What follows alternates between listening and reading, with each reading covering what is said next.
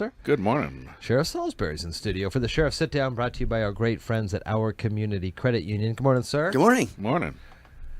You were supposed to be on the road, but you are visiting us here before you head out as the police chiefs and sheriffs all get together in Spokane. Is that right? That's correct. What are some of the topics that you guys talk about when it comes to these types of gatherings? Well, first, WASPC is known as the Washington Association of Sheriffs and Police Chiefs.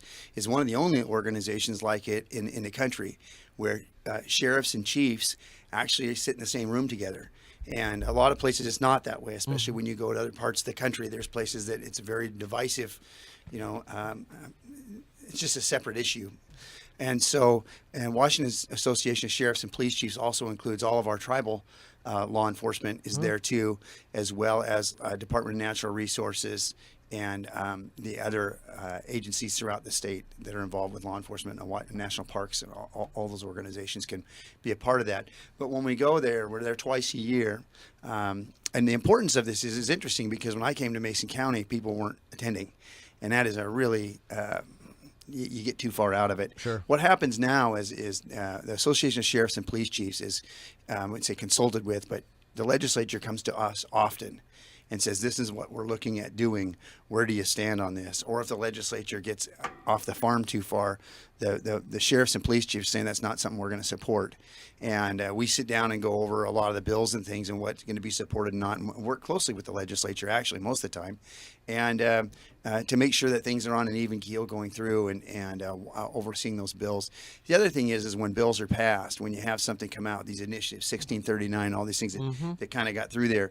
If you look at like I-940, when that came out, the deal on that, the sheriffs and police chiefs had an agreement with the special interest groups, and then it got in the legislature and it got changed around a little bit, and yet nobody was happy. So it was reintroduced with both groups worked on it again and came back through the legislative process to iron out the issues involved. So we'll be over this year and we look at what we call our legislative agendas, ideas for what the sheriffs and chiefs are looking at.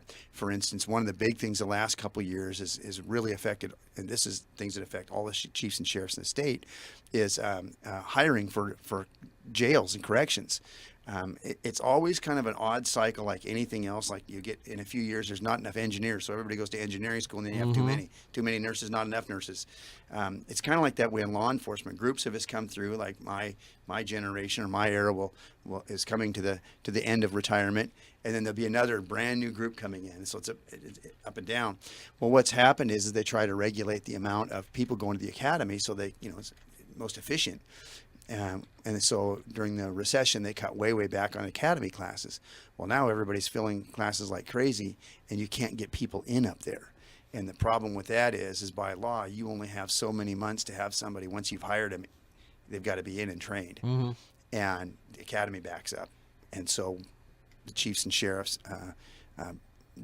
get together and approach the legislature about increasing that funding so that we can get the classes through there. It's kind of a constant up and down stuff with them. How are the differences between the east side of the state, the west side of the state, even the north of the state, the south of the state? We're all very unique in our geographic regions and kind of our thoughts and ways. It's vastly things go. different. How does that? It's vastly different. And when you go there, what's really interesting is I was one of the first sheriffs from over here from Mason County to start attending regularly, and as a result of that, I ended up being the president of WASPC for a while. And the issues that come up when I brought our new staff that have come into the command staff that come up that we don't think about as much are totally different. And so that you got to be thinking about the globalness of the entire state, and the differences. Like simply for us is like a big deal that's not as big a deal for us is the whole wolf issue. Sure. We don't think about that much over here. But when you're on the east side of the mountains and you're trying to enforce the law and you've got these animals that might or might not be damaging livestock, and then you've got people over there arguing about that back and forth, well, we're not, it's a whole different ballgame. Yeah. It's not quite like it is around here. It's a big issue. There's a lot of money involved in that when those things start killing the livestock, and then when people get involved in going after each other, it's a huge issue for sheriffs, the rural county sheriffs. The other thing that's kind of neat about here and unique, I know most all the sheriffs in the state really, really well. There's a couple new ones that I don't know real well, but for the last 13 years, most of us have been around for a while.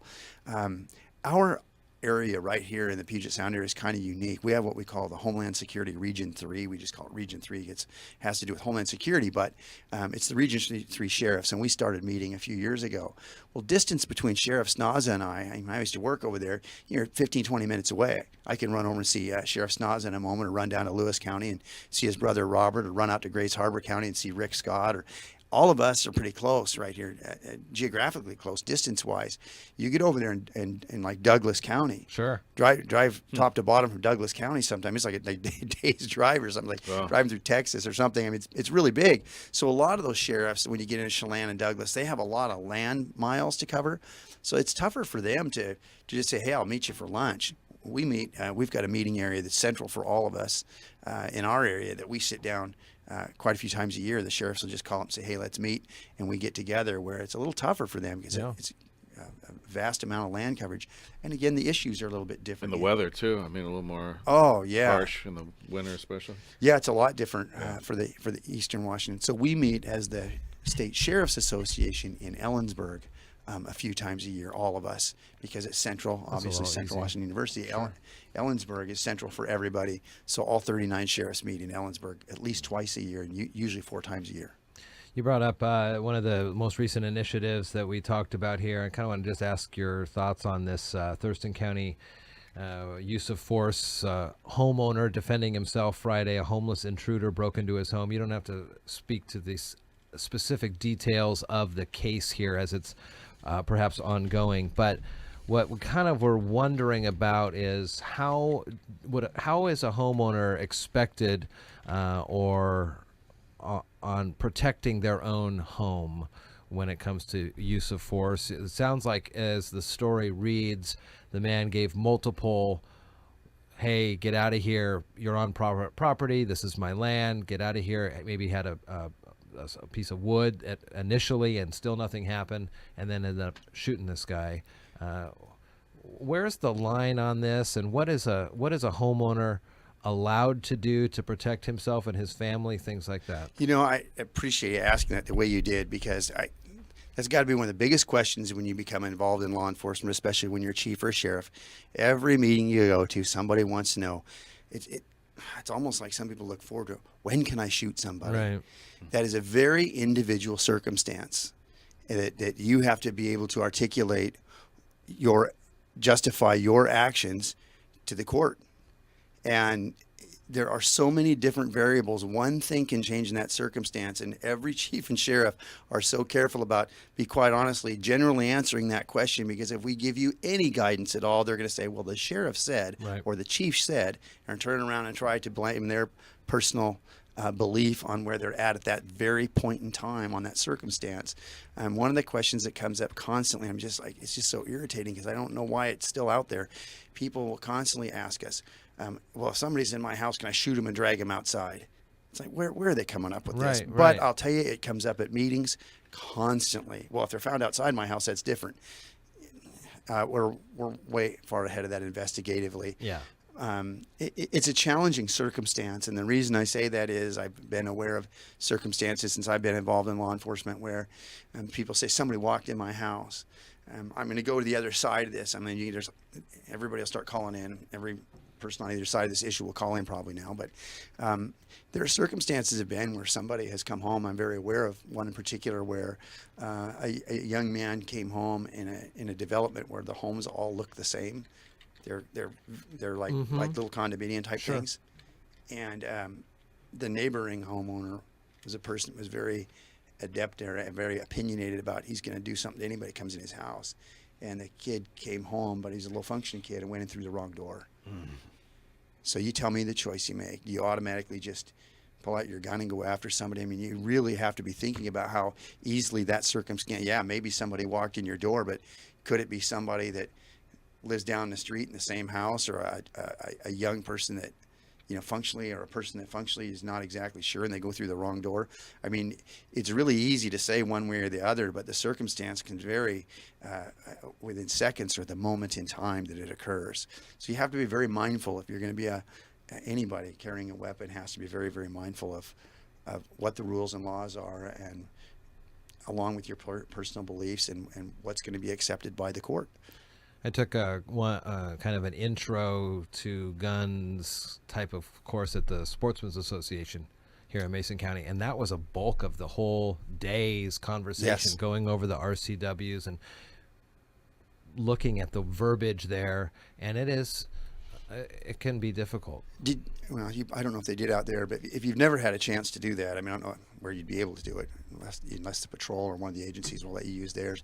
We have a machine, and it's updated now. They're a little bit more realistic.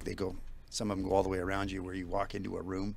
It used to be like a big screen in front of you, but it's a computer-assisted machine that sets up scenarios. Yeah. That when you walk in, you've got a weapon that you have, and when you fire that thing, it tells you where you hit. And each scene coming at you or around you, now the new ones go all the way around you. When you're in that, you're listening, a door opens, you turn and you look. A door open, it might be just somebody walking through the door looking at you. Well, they play through the different scenes and comes back, that door opens again, and now somebody may have a weapon or may not. It may be a series in a grocery store where you walk in and somebody's yelling and screaming at you, and you look up and they're running at you, and they don't have a weapon in their hand. And then the next one might be they do. And it's pretty challenging if you haven't done that before, the awareness of what's going on in those circumstances. I would tell you that we've taken a lot of different people civilians through those, and they do not make the right choices. Yeah, no, it's a very difficult circumstance to be in when you have multiple people coming at you, or you don't know why they're coming at you, is to make that decision. It seems, I guess, for the people who haven't done it before, or there are people out there that think they're very expert on this, that maybe aren't. It's a lot more challenging than you might think, walking into that circumstance, and those scenes change on you, and you've got to be watching not just what the person's face looks like. A person can be coming with a very angry face, but they may not have anything in their hand. They may not be doing anything, or they can come at you with a perfectly happy face, and you look down and see what weapon they have on them, or they're reaching for at the time, or they reach for something and you're thinking they're reaching for something, and when they come up, they pull out a dollar bill, and it looks like they're reaching for something else. And so every one of those that we go through, those trainings, are really important. So it's a really difficult situation. I just tell people, if you're gonna own a firearm of any kind, you need to be very well versed in how to use it and the circumstances that can arise. And that also includes the laws, applicable laws. Oh, absolutely. I'm really glad to hear that you know. And again, some people, I'm so paranoid to say anything about when you get onto this issue, because you say one thing and it just fires up somebody on one side or the other. But you can't win. But going to the trainings, I think, are very valuable.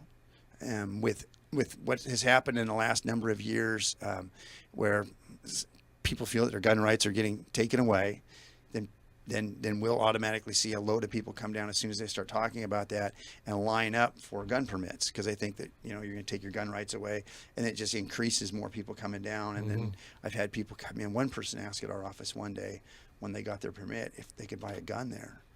And they really thought that at our office, once they bought a gun permit, they could buy a gun.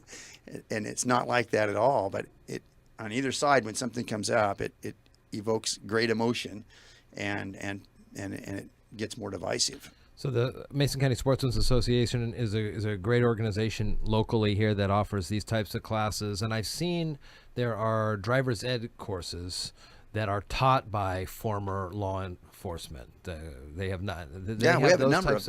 They have those classes, types of organizations that are taught by former law enforcement personnel. Well, some of the driving schools are owned by former law enforcement. Right, the one that my son just went to. But do they have that for gun ownership? Have you ever heard of something like that? You might be able to take. You can go to like the Bondurant driving school or something in California. Anybody can go to that. It costs you a fortune, but you can go through driving school. I'm sure somewhere has those for private citizens. We have one of the best driving schools in the entire country right here in Mason County. Is the Washington State Patrol Academy. But I'm talking about gun laws, gun safety, gun safety ownership classes? When it's taught by former law enforcement personnel. The gun club up there that you go to, I don't know if I don't have his permission to say on the radio, but one of our former sergeants from the jail has taught up there for years, outstanding firearms instructor. There's probably a number of those people up there that are former law enforcement that teach. Okay. It's well worth it just to be educated on the type of firearm that you're carrying. And I had zero knowledge on guns before I went to these classes, and it really kind of changed the mindset I had on how they work. It's certainly not going to hurt you to go, because you can go there. We have some instructors in our office that I think incredible. One of our guys is like the walking dictionary and encyclopedia of guns. I mean, he can tell you anything and everything about them. And just when we go out and train, I just sit and listen to Mike talk, and our instructors talk about different things or a new technique or something that's different about new types of firearms or what's happening. You can learn something every time, and it's worthwhile. But the safety aspects of it, I think, are very important for people to understand. What we said, they spent a whole day talking about gun ownership and gun rights and your responsibility. Yeah. And I always tell people, with every right that you have, there's a responsibility, and if you neglect the responsibility, you could end up with a certain circumstance that people want to take away your rights. And, Sure. And it's a very difficult circumstance right now. Very emotional, very divided. Yeah, for sure. But thank you for going to that. It's worthwhile. Mason County Sheriff Casey Salisbury on the Sheriff's Sit Down, brought to you by our great friends at Our Community Credit Union. Have a good drive over, and we'll see you next week. See you next week.